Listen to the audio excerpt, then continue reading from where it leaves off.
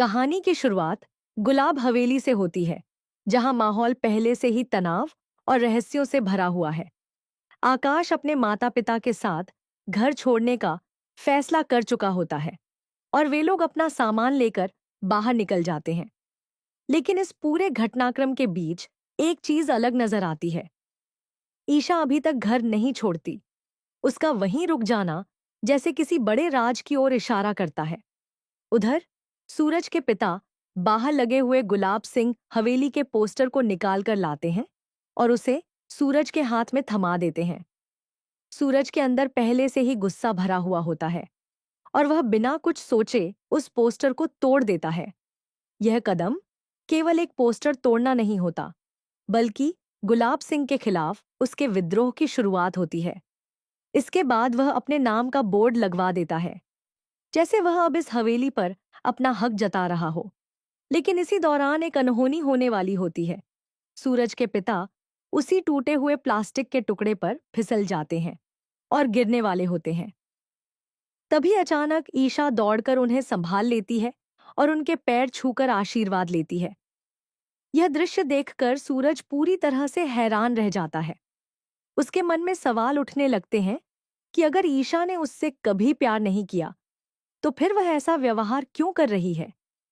सूरज के मन में उथल पुथल चल ही रही होती है कि तभी आकाश वापस आता है और ईशा को जबरदस्ती घर से बाहर चलने के लिए कहता है। उसके व्यवहार में कठोरता साफ झलक रही होती है।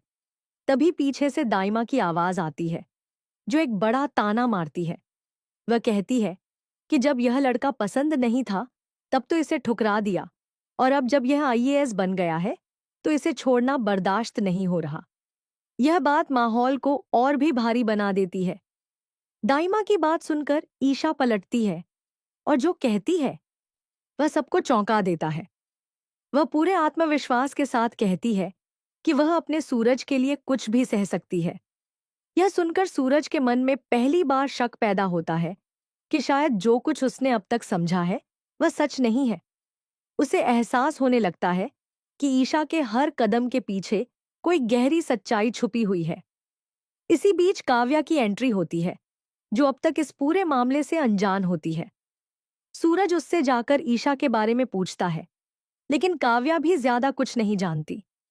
उसे यह भी नहीं पता होता कि उस रात ईशा की शादी आकाश से नहीं बल्कि सूरज से हुई थी। साथ ही उसे यह भी नहीं मालूम कि आकाश ईशा के साथ कितना अत्याचार कर रहा है। कहानी अब एक नए मोड़ पर पहुंचती है, जब हवेली में एक मासूम बच्ची निशु की एंट्री होती है। वह स्कूल से वापस आती है और सीधे सूरज के पास जाती है। उसे देखते ही वह कहती है, तो आप ही हो मेरे ईशा के राजा। यह सुनकर सूरज चौंक जाता है और उसे समझ नहीं आता कि वह क्या कह रही है। सूरज उसके हाथ पकड़कर उससे पूरी बात जानने की कोशिश करता है। निशु धीरे धीरे वह सारी बातें बताने लगती है जो ईशा ने पिछले 1 साल में सूरज के बारे में उससे कही थी। हर एक बात सूरज के दिल को झकझोर देती है, लेकिन असली झटका तब लगता है जब निशु बताती है कि आकाश रोज ईशा को टॉर्चर करता है और उसे मानसिक और शारीरिक रूप से परेशान करता है। यह सुनते ही सूरज के अंदर का गुस्सा फूट पड़ता है। अब उसे समझ में आने लगता है कि असल में खेल क्या चल रहा था। उसे एहसास होता है कि वह अब तक जिस सच्चाई को मानता आया था वह पूरी तरह गलत थी। सूरज तुरंत ईशा के कमरे की तरफ बढ़ता है और वहां जाकर जांच शुरू करता है। हर कोना, हर चीज वह ध्यान से देखने लगता है, जैसे उसे किसी बड़ी सच्चाई की तलाश हो। तभी उसकी नजर एक तिजोरी पर पड़ती है। वह उसे खोलता है और अंदर जो कुछ होता है, यद्यो उसे देखकर उसके होश उड़ जाते हैं। तिजोरी में ढेर सारी फाइलें, डॉक्यूमेंट्स, तस्वीरें और वीडियो होते हैं। यह सब गुलाब सिंह के खिलाफ पुख्ता सबूत होते हैं। हर एक चीज यह साबित कर रही होती है कि गुलाब सिंह ने कितने बड़े बड़े अपराध किए हैं। यह सब देखकर सूरज को समझ में आता है कि ईशा यह सब सबूत इतने समय से संभाल कर रख रही थी। लेकिन असली भावनात्मक पल तब आता है जब सूरज को एक डायरी मिलती है। यह डायरी ईशा की होती है, जिसमें उसने अपने दिल की हर बात लिखी होती है। सूरज धीरे धीरे उस डायरी को पढ़ता है और हर पन्ना उसके दिल को तोड़ता चला जाता है। उसे पता चलता है कि ईशा ने जो कुछ भी किया वह मजबूरी में किया।